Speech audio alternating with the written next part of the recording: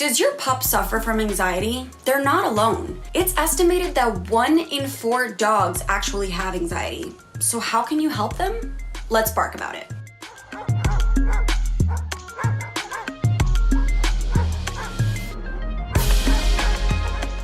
Welcome back to Alpha Paw, your destination for everything dog.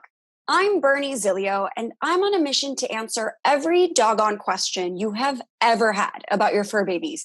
And today we are talking about how you can help alleviate anxiety in your pet as well as their anxious behaviors. Fortunately, we have an expert with us today, Dr. Ross Bernstein.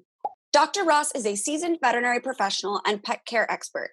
He earned his doctorate degree in veterinary medicine at UC Davis School of Veterinary Medicine, and his work has been featured in several industry-leading publications, including the Journal of Veterinary Surgery. He is our go-to vet for everything we want and need to know about our fur babies. So welcome back to Alpha Paw, Dr. Ross. Hey guys, thanks for having me. Thank you for being here. This is a major topic. I think we are in this mental health boom where people are just becoming more aware of themselves, but also their pets, especially since we are kind of home with them all the time.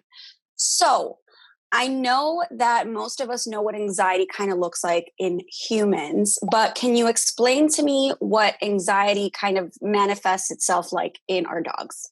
Anxiety in our pets can manifest in many different ways. Some ways that they can show it can be restlessness, shaking, panting, digging. They can rub their nose on the ground or the carpet, exhibit excessive barking or whining. They're really worked up. It can be drooling or lip smacking. And if they're in a cage, they can also sometimes exhibit cage biting.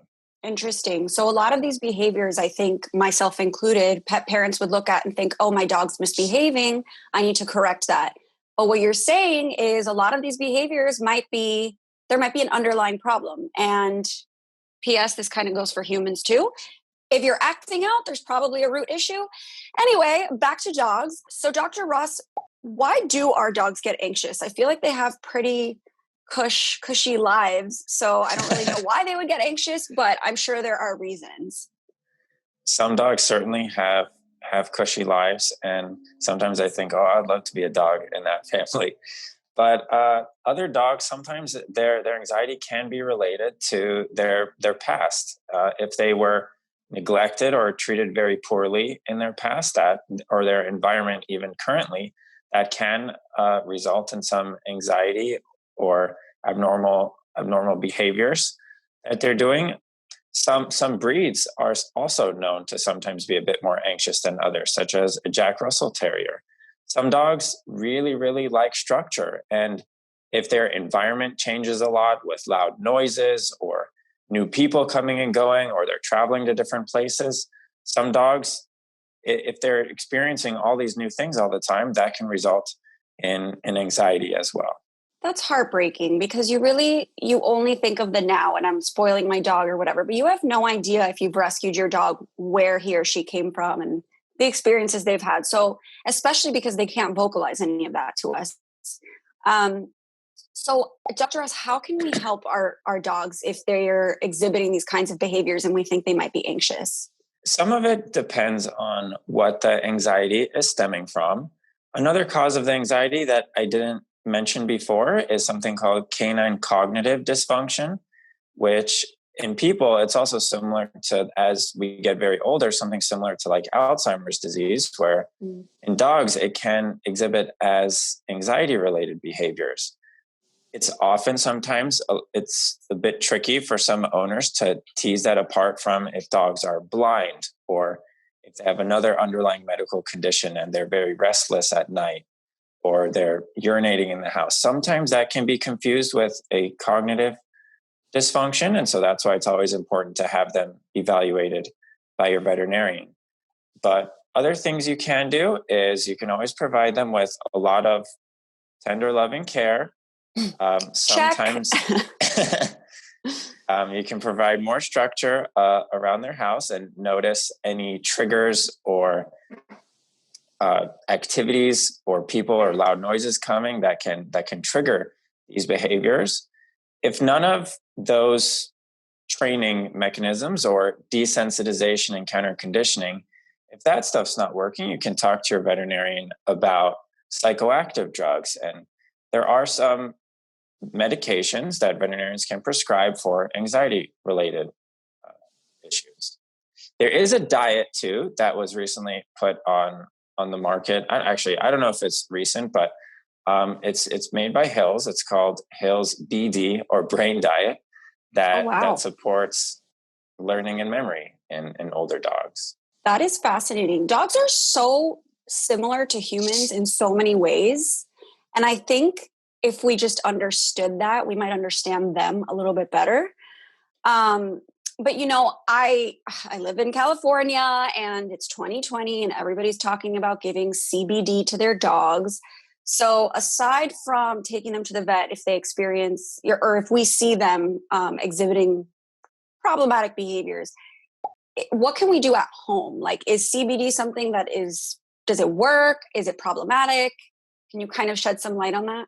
Yeah, so CBD, there's a lot of ongoing debate right now with CBD in the veterinary profession. I guess I shouldn't say debate. There's actually no current research published on it. We know it works in people for certain conditions like anxiety, insomnia, glaucoma, certain other seizures, certain conditions, but that research just hasn't been performed yet. And we don't know the doses, the frequency of administration, what form it should be administered in. And so right now we can say that if you're giving CBD to your pet and you think it's working, then by all means continue. But from a legal standpoint and from an actual veterinary standpoint, we can't actually recommend CBD yet because we don't know if it actually works. We actually don't know if it doesn't work. Maybe it does, maybe it doesn't. We just don't know right now. Fascinating. Well, this has been incredibly informative. Is there anything else, Dr. Ross, that you feel like you need to add regarding dogs and their anxiety? So some of the more serious stuff like canine cognitive dysfunction or blindness or pain or an underlying metabolic disorder have have them evaluated by your veterinarian. But in general, a lot of it can be related to their environment or separation anxiety, and a lot of it can be handled by a dog trainer or even you training them yourselves at home with some simple desensitization and counter conditioning. Okay, so what exactly, I hope this isn't a stupid question, but what exactly is desensitization? Desensitization and counter conditioning it's a training method where you can have them presented with a stimulus and you reward them for exhibiting the desired behavior, and you give them positive reinforcement with a reward when they don't bark or don't whine and don't do the undesirable behaviors, whereas uh, you kind of ignore them and don't give them any sort of feedback when they are showing the undesired behavior. In this case, it's an anxiety related behavior.